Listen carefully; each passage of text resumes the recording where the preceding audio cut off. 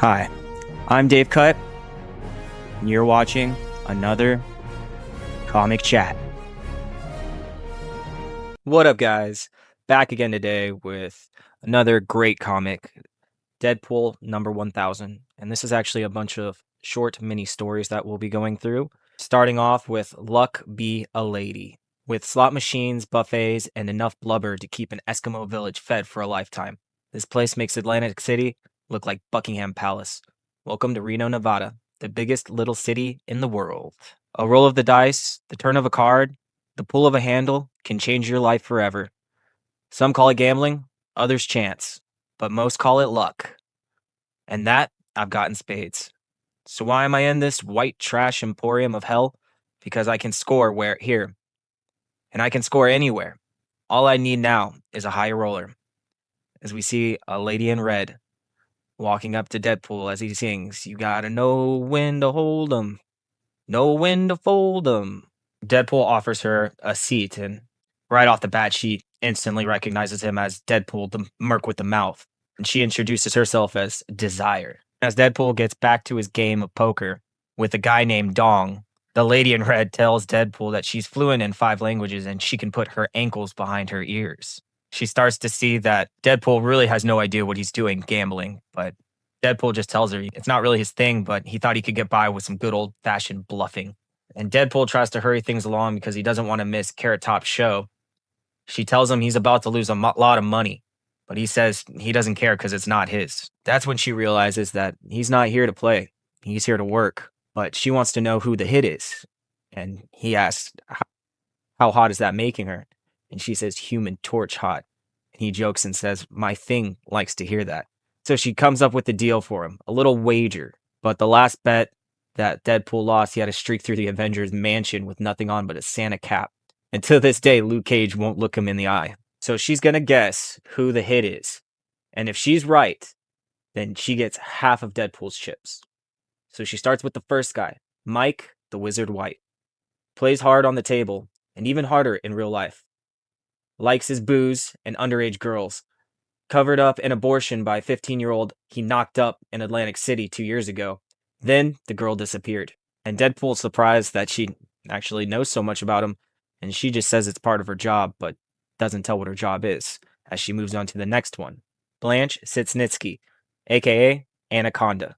Ex-member of the Serpent Society. She had her butt handed to her by everyone. Even Jack Flag smacked her around.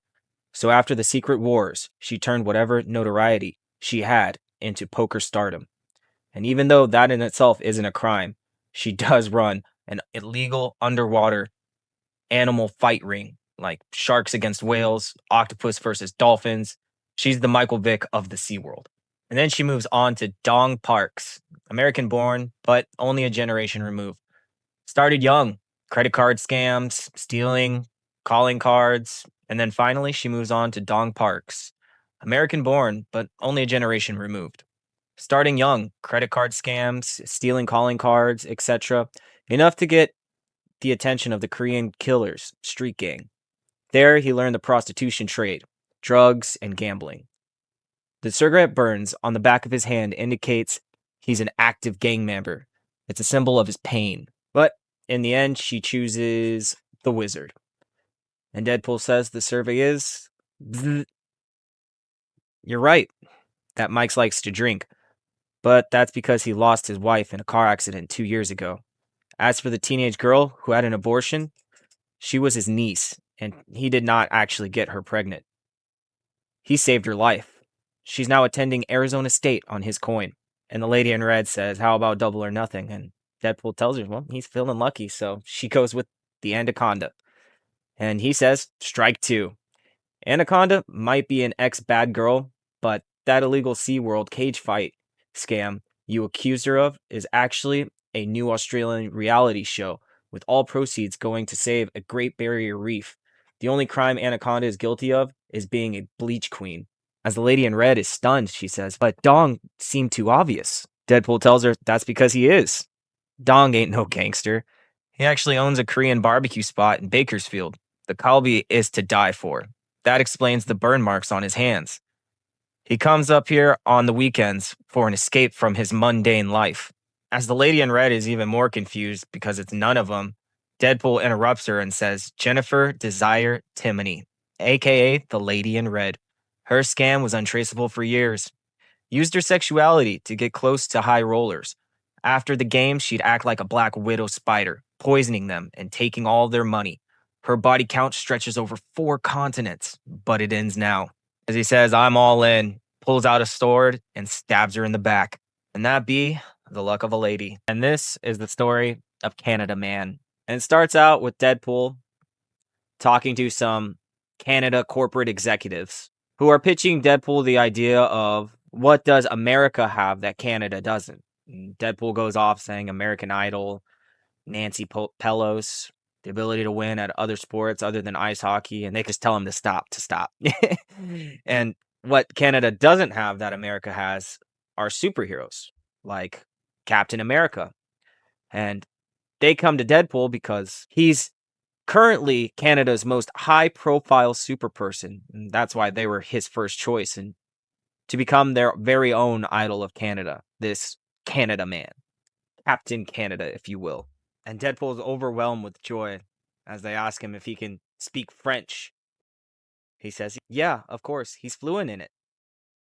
Busts out the Sagis. And they're just like, oh, perfect. We'll get you some lessons before, the press release. But Deadpool says, yeah, there's just one thing. He's not doing this at all. And proceeds to jump out the window, but he sees that he's on a skyscraper, not the top floor.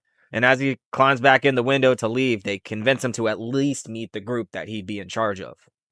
So it starts off with Puckman, and then they have the Moosetar, and not to mention Beaver and Miss Puckman herself. And they even offer to pay him a bunch of money. And Deadpool, that was enough to make him accept and start singing the Canadian national anthem, the "O Canada, our home and native land." And as him and his new team fly off in a Canadian Leaf jet, he's telling the team how his suit's small on him and he doesn't understand it must have shrunk in the wash. But his team tells him that the suit was actually designed for Wolverine, the short King Wolverine, because was their actual first choice. And that upsets Deadpool, and he's just like, all right, I'm out. Time to go. Adios, mes amis. As he jumps from the jet that he just blew up, we see this is the end. And that was the story of Canada Man. So this is the appetite for destruction. And it starts out with Deadpool perched on top of a building looking for someone. And no one's seen Scamperdink, Hornfinkel, Bandersnatch the Third for 5 days, which is hard to believe all things considered. And as Deadpool makes his way to a building, we see that Scamperdink's mom sent him to this fatty school. And he never came home. And Lady Feederly suspects he never left. She suspects foul play. And as Deadpool calls out to whoever's in charge here, we see a giant woman coming out, eating. And she tells Deadpool that she feels his pain, that she too has lived a sorrow-sized life in the past, and that she was still grossly overweight, as Deadpool is now. And Deadpool just agrees, saying he's a whale. And she says, you've been eating your feelings. Your body swells with dependency's delight. And Deadpool says, yeah, ho-hos do soothe his darkness, but she throws a switch and a trap door opens up under Deadpool, causing him to fall down into this chair where other people are strapped up too. And then they hook Deadpool up with the feeder, one of ranch, one of nachos, with 2 straws going in his mouth as they start a conveyor belt shoveling tons of hamburgers into Deadpool's mouth at the same time. And this goes on for 4 months. And as we can see, Deadpool turns into Fatpool as he beckons to his capturers, saying that he's all out of nacho cheese. We see the big lady from before walk in saying, this one is ready. And as they start taking one of the other prisoners, Deadpool recognizes him as Scamperdink Hornfinkel Bandersnatch III. But he struggles to get his sword to save the boy as he finally gets it with maximum effort. He says, nothing is beyond my reach. I'm a champion. But as he leaps from his chair in action, going to save the boy, he falls and farts and starts thinking of food. But then he remembers he has that hat that has the nacho cheese and the ranch. And that's good enough for him, and he's off to save the boy. As we can see, the captors taking the boy to the top of this machine. Deadpool finally figures out what this is. This is the Vampire's Delight Frozen Diet Food Factory. So these are all vampires, and this is how they are getting their food. But as Deadpool tries to climb up the ladder to save him, the ladder snaps, causing all of them to fall down. And Deadpool, realizing that they're all surrounded and this may be over, he says, or maybe not, and bends over and says, Yo quiero fourth meal power, before letting loose the most deadly fart that kills all the vampires in the room. All of them. Crazy. And as the vampires go back to the boss lady, telling them that they have a red alert, she just tells them if there's another clog in the grinder, that anyone who cleans it up can eat whatever they find. But Deadpool bursts through the door, demanding a refund. And she says, anyone who kills Deadpool can have a blistery bite TV dinner. And Deadpool tells them all, you don't have to only eat what this lady gives you. She's starving y'all nearly to death. And that's just un-American. Good men have fought terrible wars so that boys like you could have cham dingers, rolled toasty pops, pingers, and hot butter cheese. Food is our right, our heritage. But the boss lady says they need her to starve them. They hunger for it. If they grew plump again, no one in that vampire scene would show them any respect. But Deadpool stops her right there and tells everyone that he thinks that that's social levering. That's the kind a socialist would use on good folks to dust their minds with the cloudy logic of evolution. He didn't blow his ding-a-ling off in the jungle war of Contra for this shamalama doo-doo thing.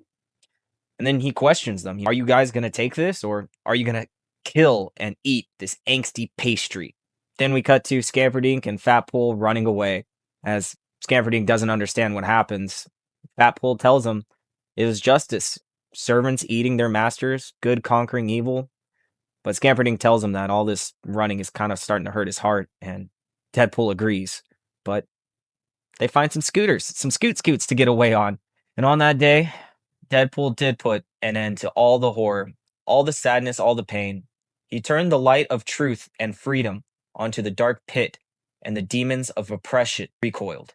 And as we see him scooting off to McDonald's, one man who refused to give up, who refused to give an inch, a hero who would stand for all of us, fueled by a courage, a sausage patty, fresh egg, and English McMuffin, provided he made it before 10. By God, he did. He did. The end. So let's get started with Deadpool in Too Many Deadpools. And this story starts out with Deadpool getting fed a bunch of coffee by a robot who tells him to go to the bathroom. It's free. And the urinal starts freaking out on him, going whoop, whoop, ding, ding, ding, ding, saying that it's captured his DNA sequence and it's going to create new versions of Deadpool. But Deadpool's saying there's already too many versions of him. The urinal stops him, saying, it's too late. Prepare to greet your new relatives. So we got Dude Pool, Tex Pool, Big Head Pool. We got Fat Pool, Thin Pool, Tall Pool, Short Pool, King Pool, Queen Pool, Rich Pool, Poor Pool, Hobo Pool, Third Leg Pool, Bed Pool, Bath Pool, and even Green Pool, Blue Pool, Beer Pool, and Afro Pool. And not to forget, Round Pool, Bee Pool, Car Pool, Chef Pool, Beard of Bees Pool, Yule Pool, Drool Pool, Norse God Pool, and Pizza Pool, Fool Pool. We even got Bear Pool, Frog Pool, Professor Pool, Mustache Pool, and finally Fist Pool, Butt Pool, and even Stick Pool. But he's lame. And then we find out it was none other than Hot Pants Zeus that created all these Deadpools just to fight. Because as he says, there was nothing on TV, as they all fight to the death. This has been the end of Many Pools. So, who is your favorite Deadpool? Leave it in the comments. Mine, probably Afro Pool. And this story starts out in Reclusa Parda, Mexico, where Deadpool's down there trying to help out one of his friends with his pride and joy Bella, who has been kidnapped by what they say is La Cucaracha. And as they step outside to see the last place that Bella was seen, you can see a bunch of dead goats. And Deadpool asks when his friend said someone was kidnapped, he really meant kidnapped, right? And that leads us to the mouth of the border. His friend comes clean and tells him that Bella was actually a goat, but she was special. She was the best one out of the herd. And Deadpool questioning who would even want to kidnap a goat. His friend tells him that the chupacabra, the goat suckers, they've been around this area for a while, and that's when they hear a rattling in the shed. As Deadpool thinks he could put this on his Avengers application before pulling out a gun and entering the shed to find a giant chupacabra feasting. When it sees Deadpool, it attacks, but Deadpool attacks back. And as Deadpool asks his friend if that was Bella in there, his friend luckily tells him that that wasn't. So Deadpool decides he's going to torture this chupacabra. And this chupacabra just says, "Do your worst." So about 30 seconds after his worst, that goat sucker sang like a mutilated canary. And that brings us to the jungle, to a pyramid, where we can see it surrounded by a bunch of goat suckers. And we didn't know this thing was contagious.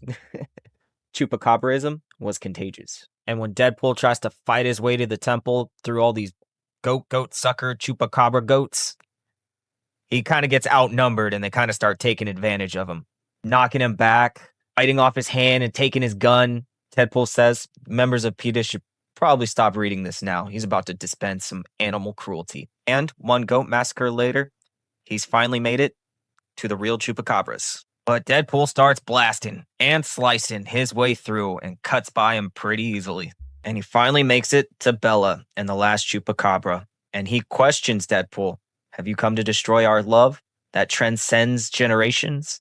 Then Deadpool threw up in his mask a little bit. But the chupacabra tells him that Bella's the most beautiful creature ever. She's pure. That he's at war with himself because he can't transform her into a creature like him without destroying her soul. But Deadpool tells him he's been in love with the cheeseburger too in his time. The chupacabra pleads with him, "If you ever have known true love, you will have mercy and leave us to their bliss. If you have ever known true love, you will have mercy and leave them to their bliss." Deadpool thinks, true love, huh? I guess there's only one thing to do. As we cut back to Deadpool talking to his friend, telling him how he just staked Edward to get back his goat. His friend serves him up his latest batch of his famous Chevron chili tacos. Deadpool questions it like, "Oh, hold on, this isn't..." And his friend just says, "But of course, only the fittest of his goats are fit for his prize-winning dishes." As we can see, Bella was actually something special. She was delicioso and real soul food. And this has been the end of Mouth of the Border. So, tell me what you guys thought. Would you end up eating the tacos in the end? I probably would. They sound delicious. Well, that's just me. Let me know in the comments. Till next time, guys. Have a good one.